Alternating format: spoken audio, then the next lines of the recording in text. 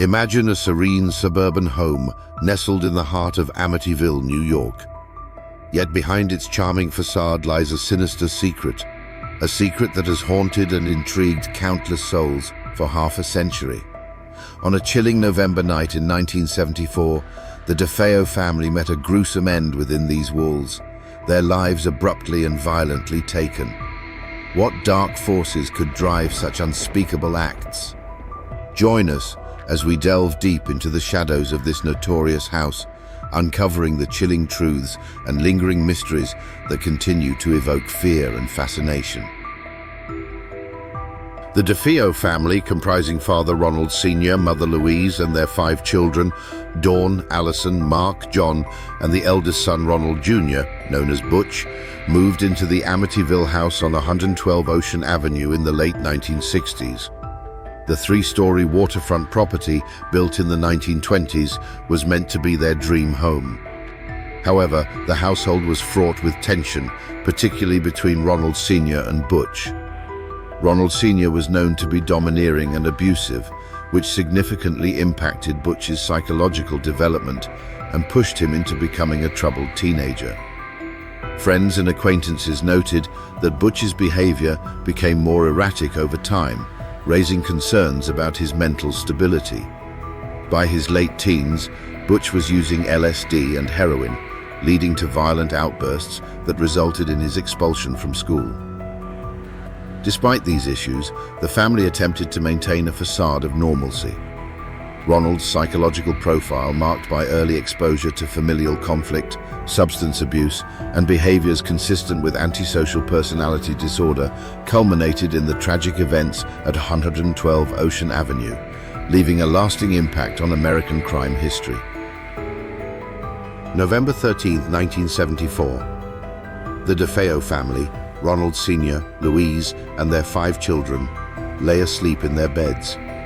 In the early hours, the eldest son, 23-year-old Ronald DeFeo Jr., took a .35 caliber rifle and systematically murdered his entire family as they slept.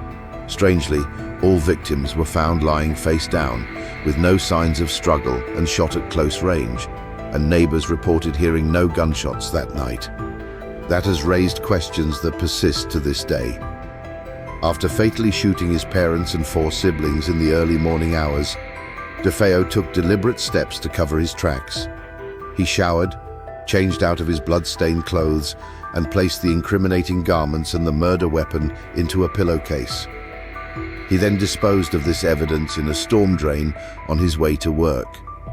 These actions suggest a calculated effort to eliminate any immediate links between himself and the crime scene. Throughout the day following the murders, DeFeo maintained a facade of normalcy.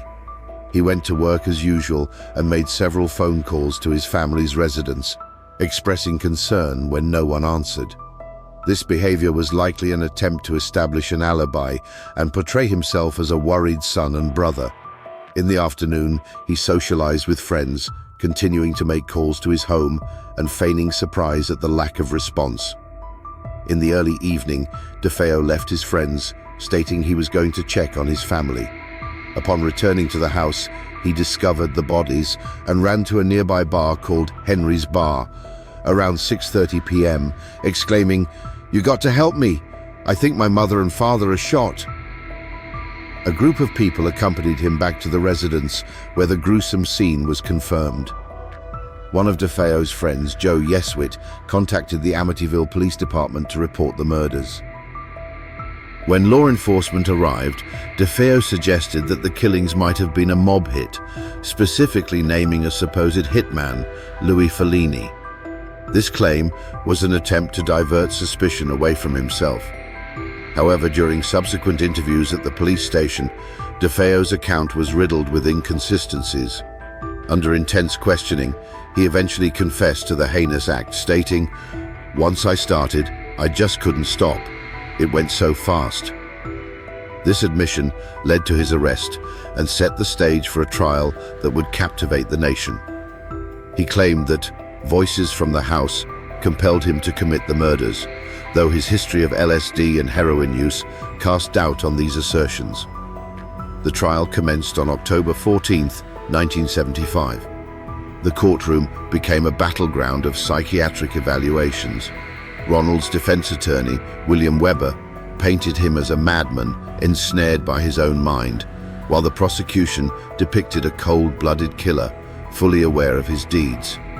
The defense's psychiatrist, Daniel Schwartz, supported this plea, while the prosecution's expert, Dr. Harold Zolan, contended that DeFeo suffered from antisocial personality disorder, but was fully aware of his actions during the crime. The jury found DeFeo guilty on 6 counts of second-degree murder on November 21, 1975. He received 6 consecutive sentences of 25 years to life. Despite multiple appeals and parole requests, DeFeo remained incarcerated until his death in 2021.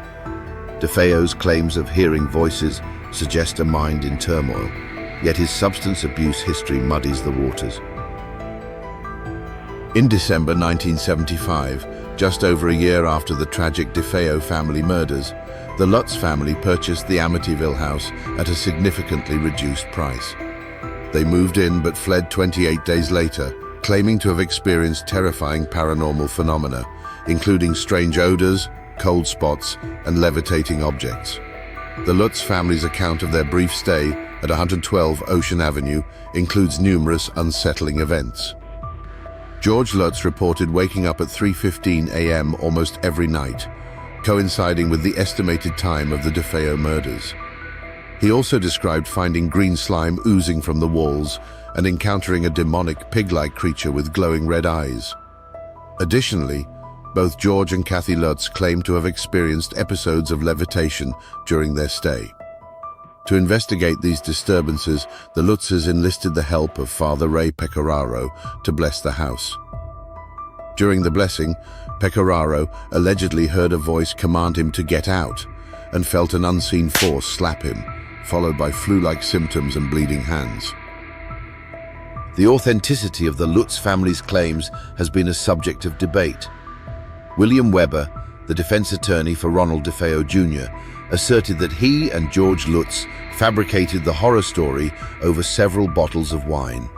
Despite this, George and Kathy Lutz maintained the truthfulness of their experiences and even passed polygraph tests to support their assertions. The house has changed hands multiple times since the 1970s. Subsequent owners have reported no paranormal activity.